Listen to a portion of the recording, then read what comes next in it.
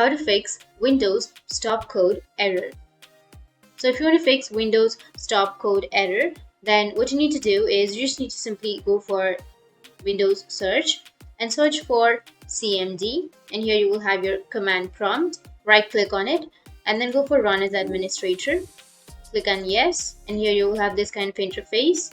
So in the command prompt window, type the following command. So simply enter dism.exe space slash online space slash cleanup dash image space restore health, and press the enter key on your keyboard. The scan process will take some time to load, and once the scan process is completed successfully, you will see a message.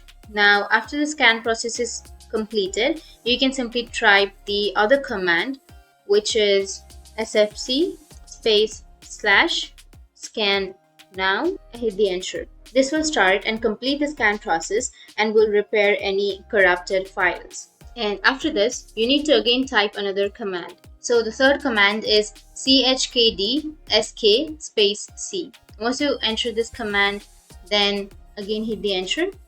This command will scan the windows and tell you the problem in the Windows file. So always update your Windows. So to do so, what you need to do is you just need to simply click on the Windows Start icon, click on Settings. Under Settings, you just need to simply go for Windows Update, and here you will have your update. So simply go for check for updates. If you have any updates, then you will get the updates and you can update your Windows. So that's how you can fix the Windows stop code error, and if you have any questions, feel free to comment below. Thanks for watching.